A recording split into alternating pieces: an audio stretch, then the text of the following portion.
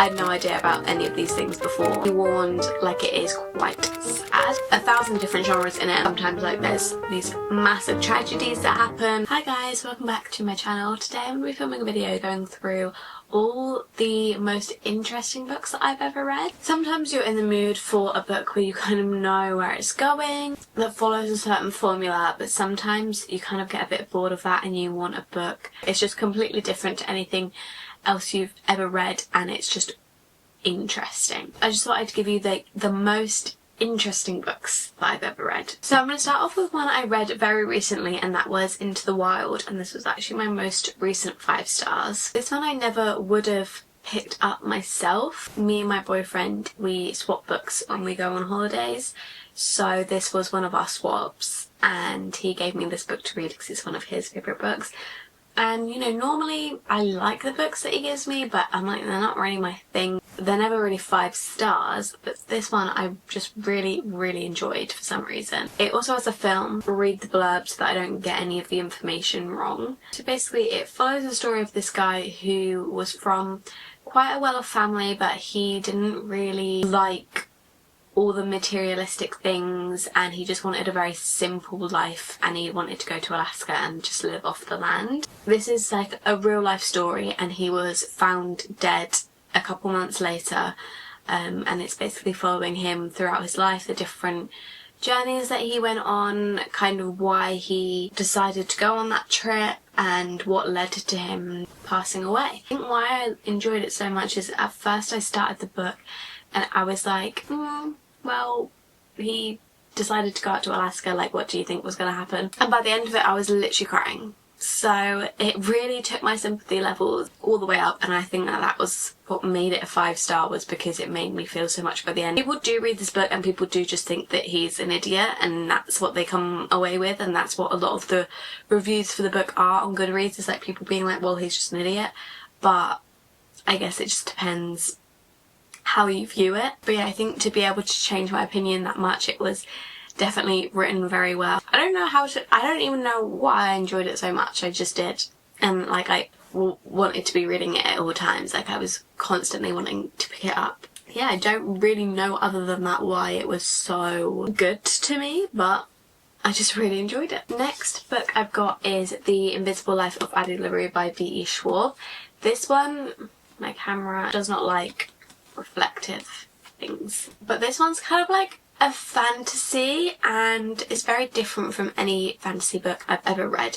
So we follow Addie LaRue. Basically lives her whole life never being remembered by anyone, and so she can like walk into a room and have a whole conversation with someone, and as soon as they turn her back on her, they don't remember her anymore. She struggles to form relationships with people. You basically follow her for all these different time periods where she's going all these different places, having these amazing lives and not having any tie downs or responsibilities, because no one ever remembers her, and that's kind of like what she wished for and what she wanted.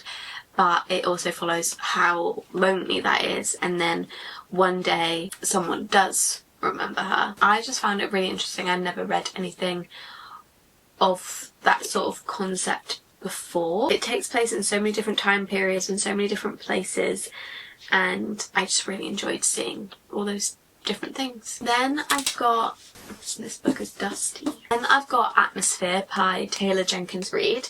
So this is Taylor Jenkins Reid's most recent book. I've tried to put just one book by each author in here. I could put all of Taylor Jenkins Reid's books in here, but this one, it wasn't my favourite of Taylor Jenkins Reid's by any means, but I do think it's the most interesting because this follows Joan Goodwin, who is an astrophysics professor, I think. And then she begins training to become an astronaut, and she's like one of the first women. So it follows that time period, and then it also flashes forward to when she is, what do they call it? This is why I'm saying it's so interesting, because I had no idea about any of these things before. It doesn't say what they call it, I can't remember what they call it, but she's in NASA on Earth while these people are launched into space, and she's just like talking to them and guiding them, and a big disaster happens. So it flashes between the two timelines, and I think it's just so interesting because you hear so much about astronomy. You can tell Taylor Jenkins Reid has really researched for this book because you learn so much about that, and also about being a woman at NASA at that time, being a woman in any science field in that time. Yeah, it was very different to any book I've ever read, and I really enjoyed reading about astronomy because I absolutely love space. I find it so fascinating, and so that was a really good one for me. Then I've got Fredrik Backman, My Friends. So this is actually my most recent 5 stars. I just realised I had 2 5 stars in a row. Wow. This one was going to be a 4.5 until the last line, and the last line just shook me, and I don't even see anyone talking about it. I'm like, have I read too much into this last line? And I can't even say the last line because it's a spoiler. But if you've read the last line, please let me know what you thought, because I feel like nobody speaks about the last line, and that was what bumped it up from a 4.5 to a 5 for me. But I always love Fredrik Backman's books. I always thought that this was the painting on the front, but it's not. So Louisa is 18 and she is an orphan, and she's run away. Well, she's actually a day before 18, and so she's run away because once she turns 18 then people can't drag her back anymore. So she ends up coming into possession of this very, very famous painting worth a lot of money, and she ends up going on a bit of a journey with one of the boys who was in this painting, and they go back to the hometown from where the artist was from. And on this journey to the hometown, the story of the painting and how it came to be kind of comes to light. And it sounds very boring, and it mostly does take place on a train, which sounds even more boring. But he's basically just telling the story to her on this whole train journey to the hometown. And you get so many stories. Like, if you've read a Fredrik Backman book, you know how it works. He starts mentioning one thing, and then that leads to another story, and that leads to another story, and then you come back round to the first point.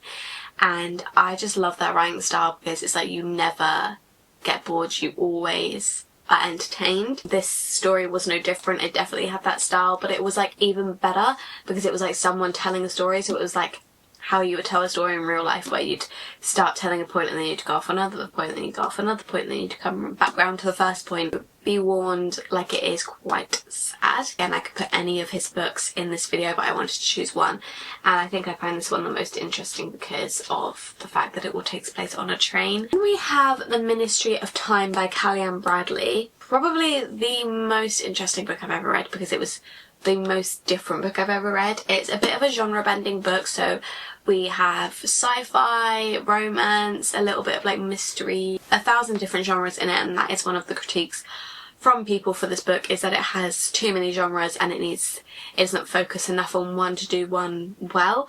But I just think that the amount of genres in this book just makes for such a crazy fun time. So in the Ministry of Time, the government have basically decided that they want to bring people from the past to the present. I think this actually takes place in the future, but for them it's the present. And these people are called expats. It's also a bit of historical fiction because our expat that we follow as our main character is called Graham, and he was from a real life event in history. He died on Sir John Franklin's doomed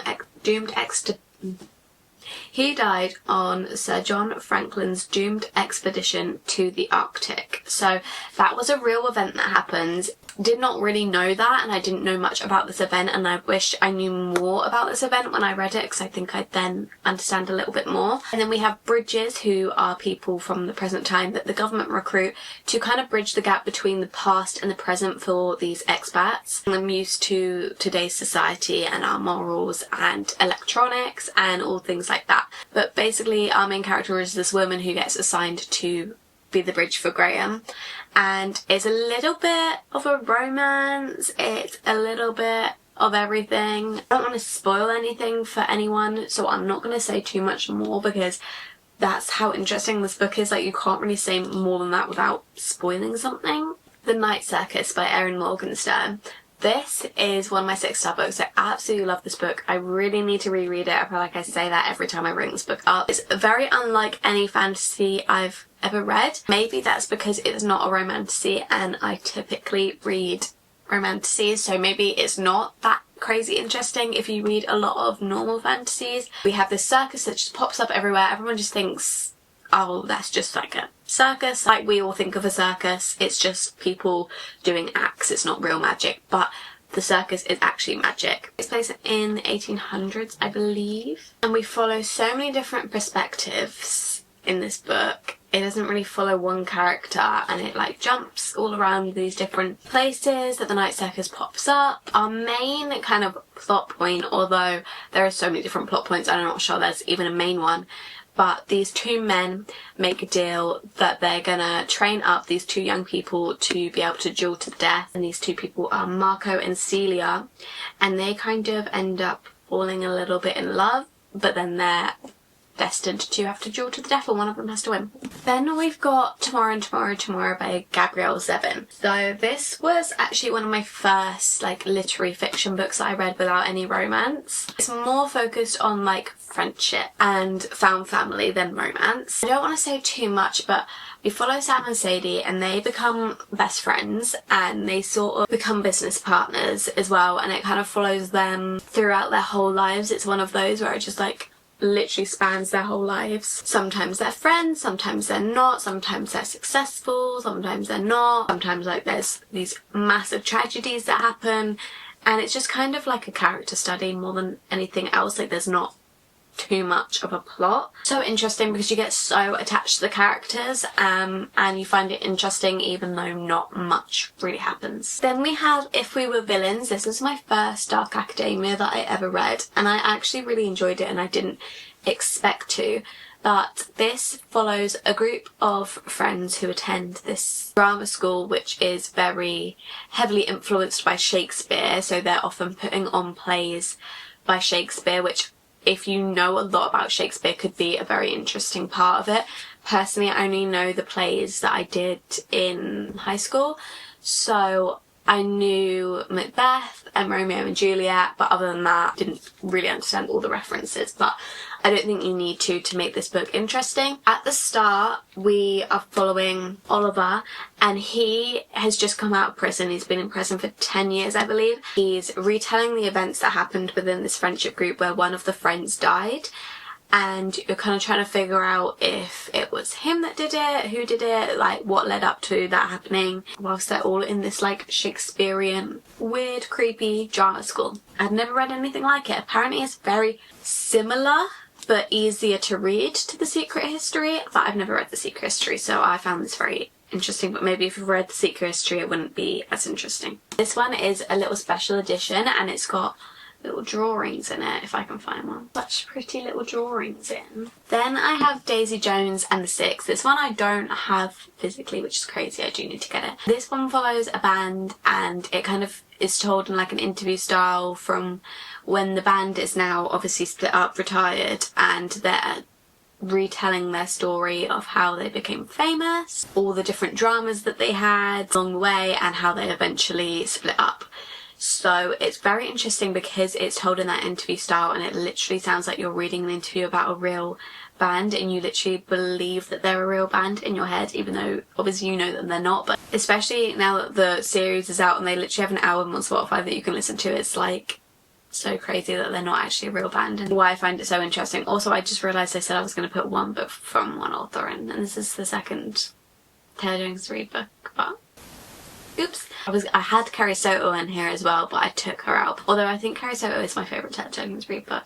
Anyway, I'm getting off on a tangent. Basically, it's just so interesting because she literally makes you believe that they're real. Then we have The No-Show by Beth O'Leary. This is like the only romance that I've put in here because I think it's one of the only romances that I've read that I'm like, it's such a unique concept. This one, we basically follow 3 different girls, and they are 3 different things to this guy.